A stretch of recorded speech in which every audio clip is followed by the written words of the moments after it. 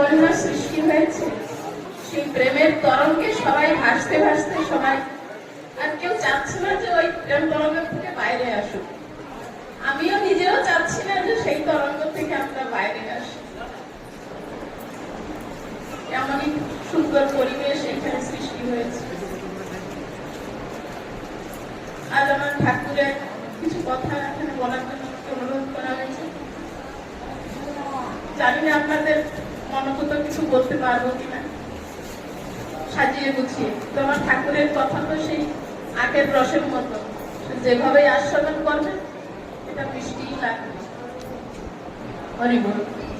সর্বপ্রথমে প্রণাম জানাই আমার জগৎ পিতা শ্রী শ্রী হরিচাঁদ ঠাকুর, জগৎ মাতা শান্তি দেবী, যুগনায়ক যুগবারিধি শ্রী শ্রী গুরুচাঁদ ঠাকুর, আদ্যা শক্তি সত্যভামা দেবী শ্রী রাতুল চরণ। প্রণাম জানাই আমার পিতা মাতার শ্রী চরণে। প্রণাম জানাই এখানে দূর দূরান্ত থেকে আগত ভক্ত এবং ভক্তিমতী মায়েদের শ্রী রাতুল চরণ। আজ আমি এমনই, যেমন এই মায়েরা ভক্তারা বসে আছেন, ঠিক তেমনই একজন ভক্তার কথা আমি আজ এখানে আলোচনা করব। হরিচাঁদ গুরুচাঁদ করিয়া স্মরণ, অপূর্ব ঘটনায় এক করিব বর্ণন। নবগঙ্গার কুলে শোভে নাম কোলা গ্রাম, সেই গ্রামে বাস করে নবকৃষ্ণ নাম। তার হয় 4 পুত্র, কন্যা 2 জন। সাধনা নামেতে কন্যা অতি সুশোভন। সেই কোলা গ্রামে একজন নবকৃষ্ণ নামে একজন ব্যক্তি ছিলেন। তার 4টা ছেলে, 2টো মেয়ে ছিল। সেই মেয়েদের ভিতরে একজন মেয়ে ছিল সাধনা। আজ আমি সেই তারকের সাধনার বিষয়ে আমি বলব। সর্বগুণে গুণান্বিতা জ্যেষ্ঠা সে হয়, মাধুর্য রসে পেতা ধরা ভেজায়। তারককে ভালোবাসে মনোপ্রাণ দিয়ে, দৈব যোগে অন্যত্র হলো তার বিয়ে। সেই সাধনা মা আমার তারক গোসাইকে খুব ভালোবাসতেন, কিন্তু মেয়ে বড় হয়েছে, তাকে অন্যত্র বিবাহ দিয়েছে। পরদিন সেই সাধনা স্বামীর গেল স্বামীর ঘরেতে, বিধাতার বিধি বলো কে পারে খণ্ডাতে। পরদিন সর্বাঘাতে তার স্বামী মরিল, বিধবা হইয়া শেষে সে পিত্রালয়ে গেল। তাকে দেখে তার পিতার বিষাদিত মন, সাধনার দুঃখ দেখে কাঁদে তার, ঝরে তার নয়ন। একটু আগে আমরা দেখলাম না, একজন মায়ের কোলে একটা ছোট সন্তান, কিন্তু তার স্বামী মারা গেছে। তার যে কতটা কষ্ট, তার পরিবার মানুষ ছাড়া, তার আত্মীয় স্বজন ছাড়া কেউ আমরা বুঝতে পারবো না। তেমনি আমার সাধনা মায়ের বিবাহ হয়েছে যেই রাত্রে, তার পরদিনই তার স্বামী মারা গেছে। সে বিধবা হয়ে যখন বাড়িতে ফিরলো, তার বাবার কেমন অবস্থা হতে পারে। তখনই সেই বিষাদিত মন যখন দেখলো, তার চোখের জল ঝরছে সাধনা দেবী বাবার দুঃখ দেখে, তাই বাবাকে বলছে, শোনো তো ওগো পিতা, আমার বচন, বিধাতার বিধি বলো কি করেছে পারে খণ্ড। আমার এই দেহ মন দিয়েছি যাহারে, আমার মনের মানুষ আছে এই ধরা পড়ে। এই মনোপ্রাণ দিয়েছি তারকরে সপিয়া, সেই তারক আমার মনোপ্রাণের ভিতরে বসে আছে, তাকে আমার এই দেহ মন প্রাণ সবকিছু সঁপে দিয়েছি। দিবানিশি কাঁদে প্রাণ তাহারে লাগিয়া, সে যাহা কহিবে আমি তাহাই শুনিব। সে বিনে সে যাহা আমাকে বলবে আমি সেই কথাই শুনবো, তার আদেশ আমি মাথা পেতে নেব। এমনটাই সাধনা মা বলছে, পিতা তুমি কষ্ট পেয়ে না, আমার ভাগ্যে যা ছিল তাই তো হয়েছে, কিন্তু আমি আমার তারক ঠাকুরকে ভালোবাসি, তাকে আমার এই মন প্রাণ সবকিছু সঁপে দিয়েছি। সে যদি আমাকে যা বলবে আমি তাই শুনবো, তাই আমি করব। তাই শুনে তার পিতা তাহাই করিল। সাধনার কাছে তারকের কাছে গিয়ে সকলেই বলিল। শুনিয়া সকল কথা তারক গোসাই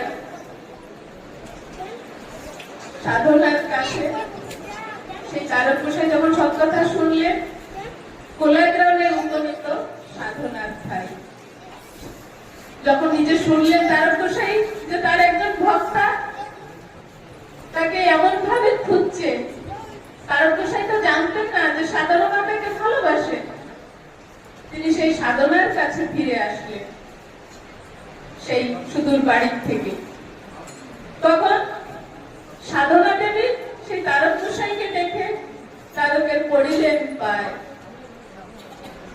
তখন তার দু চোখে জল ঝরঝর হয়ে ঝরছে, আর তারক গোসাইয়ের পা জড়িয়ে ধরছে। তুমি বিনে এ জগতে আমার কিছু নাই, তুমি আমার সর্বস্ব, আমার প্রাণ মন, আমার সুখ শান্তি যা কিছু আমার জীবনে আছে, আজ হতে আমি সবকিছু তোমার পায়ে সমর্পণ করলাম। তখন আমার তারক গোসাই বলছে, তুমি শান্ত হও সাধনা, তুমি শোনো হে সাধনা, আমি যাহা বলি তুমি তাহাই পালন করবে। তিনি কি আদেশ করলেন তাকে? সত্য ভাবে চলো সদা, সত্য কথা কও, হাতে কাপ মুখে শুনু, করি নাম লও। সে কোনো গুরুমন্ত্র কিছু দিলেন না, আমার শ্রী শ্রী হরিচাঁদ ঠাকুরের যে আদেশ সে সেই কথাই বললেন যে তুমি সৎভাবে চলো, সত্য কথা বলো। তুমি যদি এইভাবে চলতে পারো তাহলে তুমি একজন সুভক্তা হিসাবে গণ্য হবে। তখন সাধনা দেবী তাই বললেন যে সে আরো সবসময় ধ্যানে মগ্ন হয়ে থাকতেন আমার সাধনা দেবী। তুমি যদি এইভাবে চলতে পারো তাহলে তুমি আমাকে তুমি নিজে ঘরে বসে দর্শন করতে পারবে। এইভাবে কিছুদিন চলতে লাগলো। সাধনা সাধনের আরোপের থাকিত তারক যেখানে থাকে দেখিতে পারে। সে এমন ভাবে যেমন রাধা শ্রীকৃষ্ণকে দর্শন করতেন ঘরে বসে, সখীগণ দর্শন করতেন শ্রীকৃষ্ণকে, আমার সাধনা দেবী সেই ঘরে বসে আমার তারক গোসাই কোথায় কি করছেন সে সব দেখতে পারে। তারপর একদিন এইভাবে কিছুদিন কেটে যাওয়ার পরে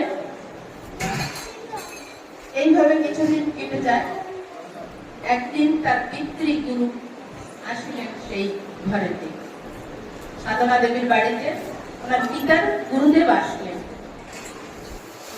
যখন সেই গুরুদেব হচ্ছে সে ব্রাহ্মণ কুলগুরু, আসিলেন বাড়িতে, পিতা তাকে বলিলেন যত্ন করিতে। সে পিতার আজ্ঞা নিয়ে যেটা বলছেন যে গুরুদেব আসছে তাকে তুমি যত্ন করবে।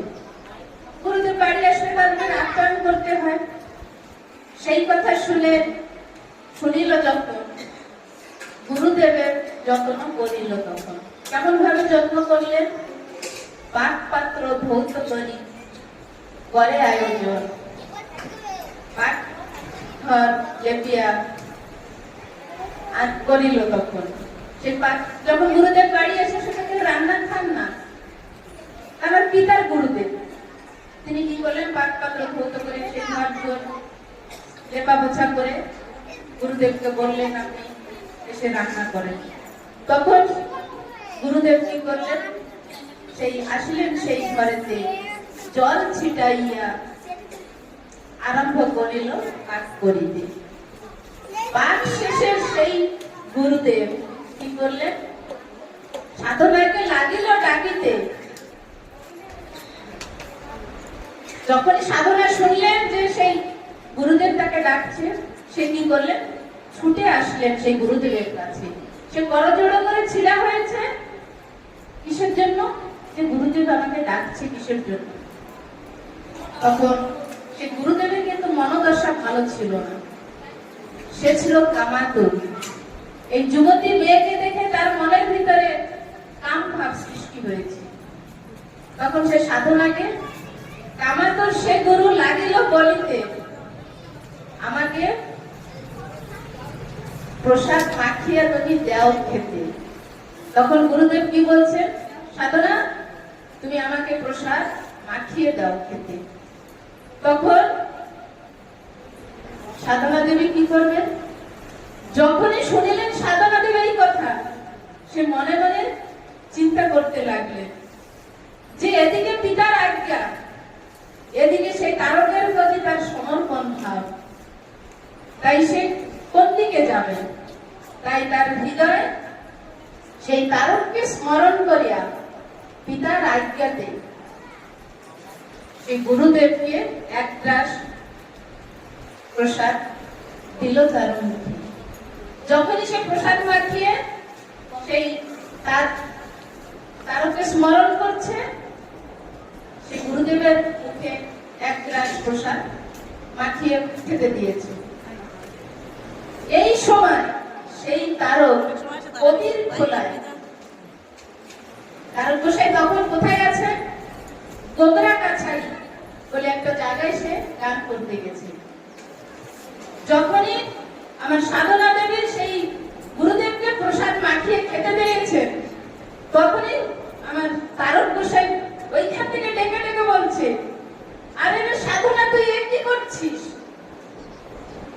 তুই কামাতুর যে আছে তাকে তুই খেতে দিচ্ছিস। তখনই যারা দোহারারা পাশে ছিলেন, কবি গান করতে গেছেন, তো যে সূর্য নারায়ণ তার একজন বিশিষ্ট তার সঙ্গী ছিলেন, সে বলছেন, গোগরা কাছারি বসে মোরা গাই গান, সাধনা কি করিল দেখিল গোসাই। এর একটা কি বৃত্তান্ত আছে আমাদের জানতেই হবে।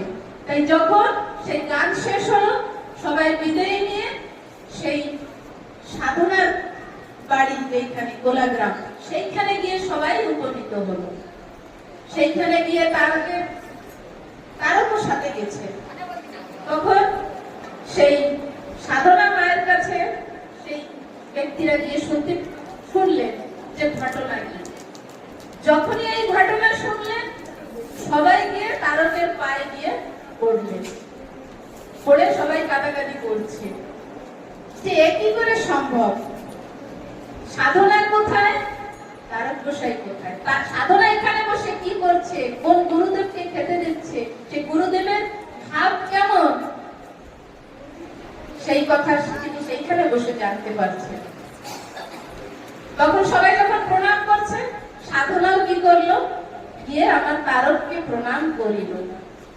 ক্রোধ ভরে সে তারক কহিতে লাগিল, শুনো হে সাধনা, তুমি আমায় স্পর্শ করবে না, তোমার দেহ আমি আর স্পর্শ করব না।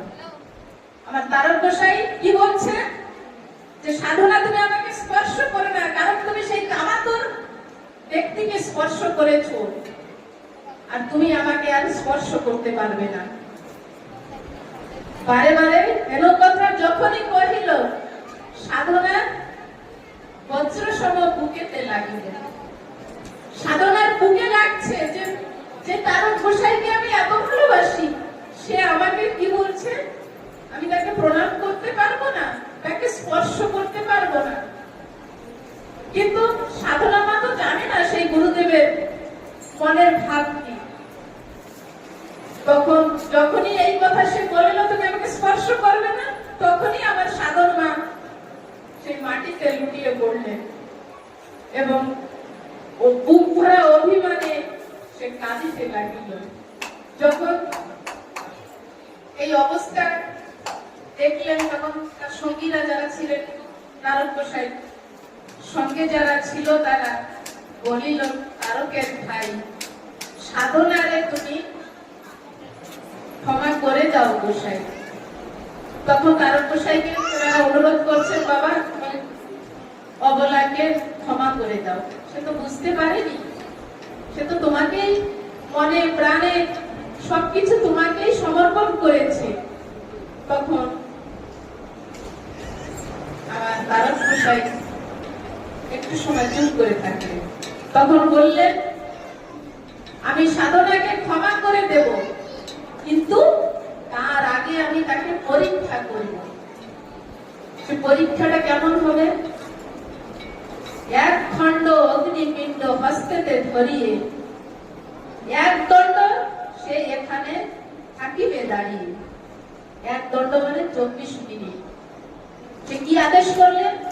যে তাকে আমি পরীক্ষা করব, সে হাতে করে অগ্নি নিয়ে দাঁড়িয়ে থাকবে 24 মিনিট বা এক দণ্ড। যেই মাত্র সাধনা এই কথা শুনিল, তখনই সে দ্রুত গতিতে চলে গেল। দ্রুত গতিতে গিয়ে কি করলেন সাধনা দেবী? দ্রুত গতিতে গিয়ে একটা তেঁতুলের কাষ্ঠে অগ্নি ধরিয়ে এসে সামনে দাঁড়ালো। যখনই সে সেই অগ্নি এনে দাঁড়িয়েছে, আমার সাধনা মা কি করছে? সেই তারকের ছবিখানা বুকেতে ধরিয়ে চক্ষু মুদি সেইখানে রহিল বসিয়ে। সে তারককে স্মরণ করে, সে তো তারককেই ভালোবাসে, তার হৃদয়ের ভিতরে শুধু সেই তারকই আছে। তাকে স্মরণ করে সে হাতে আগুন এক খণ্ড নিয়ে সে বসে আছে সেইখানে। যখন এই ভাব হচ্ছে, সে মহাভাবে পুলকিত হয়ে তার চোখে বয়ে যায় জল। এদিকে তারকের হস্ত করে অগ্নিতাপ জ্বলে। তখন হাতে কিন্তু আমার সাধনা আমার হাতে সেই অগ্নিপিণ্ড, কিন্তু হাত জ্বলছে কার? আমার তারকে। ঠোসা করে সেই হাত ফুলিয়া উঠিল, যন্ত্রণাতে তারক কাঁদিতে লাগিল। তখন সে সাধনাকে ডেকে ডেকে বলছে, শোন রে সাধনা, তোর হাতের থেকে সেই অগ্নিপিণ্ড তুই ফেলে দে, আমার পরাণে আর সহ্য হচ্ছে না। তখন এইখানে আমরা বুঝি যে করে হরির চিন্তা তার যত ভার, নিজ স্কন্ধে লয় হরি জগত ঈশ্বর। যে যাহাকে ঈশ্বর ভাবে, যে যাহাকে সমর্পণ করে, সেই তার সব দুঃখ কষ্ট সব গ্রহণ করে নেয়। আমাদের সাংসারিক জীবনে আমাদের যতই কষ্ট, যত বিপদ, যতই যা আসুক না কেন, আমরা সেই ঠাকুরের পায়ে সমর্পণ করে ধৈর্য শক্তি ধরে আমাদের সেই বিপদকে কেটে নিতে হবে। যখনই আমার সেই তারক বলছে, আরে সাধনা তুই সে হাতের থেকে সেই অগ্নিখণ্ডটা ফেলে দে, আমার আর সহ্য হচ্ছে না। শোনা মাত্র সেই সাধনা অগ্নি ফেলে দিল, অগ্নি তারক বুকে টেনে নিল। যাকে বলছিলাম যে তোকে আমি স্পর্শ করবো না, কিন্তু তার সতীত্ব প্রমাণ তো সে দিয়েছে। তাই আমার তারকটাকে বুকে জড়িয়ে ধরছে আর বলছে যে তব সম প্রিয়া সখী কোথা গেলে পাবো। যে তোমার মতো এত ভালোবাসার যে সখী, তাকে ছেড়ে আমি কি করে থাকবো। তখন আমার তারক গোসাই যখন এমনই বলেছে, আমার সাধনা মা কাঁদিতে লাগলো। সে কেঁদে কেঁদে কি হচ্ছে, সেই আমার তারক গোসাই পা জড়িয়ে ধরলো। এই দেহ মন প্রাণ তোমাকে দিয়েছি সোফিয়া, বাবার জনমে জনমে আমার মতি যেন তোমার এই চরণে থাকে, তুমি আমাকে সেই রাস্তা দেখাও। হেন ভাব সেইখানে যে উদয় হয়েছে, সবাই সব ভক্তবৃন্দরা এখানে যারা যারা ছিলেন সবাই মাটিতে গড়াগড়ি যায়। তাই সেই প্রেম বন্যা স্রোত বয়ে যায়, প্রেম তরঙ্গে সবাই ভাসিয়া বেড়ায়। আমার তারকের সাধনার কথা কাহিনী আমরা যাই ভাবি না কেন শ্রী শ্রী গুরুচাঁদ চরিত্রে এই প্রসঙ্গটা পাওয়া যায়। হরি বল, হরি বল, হরি বল।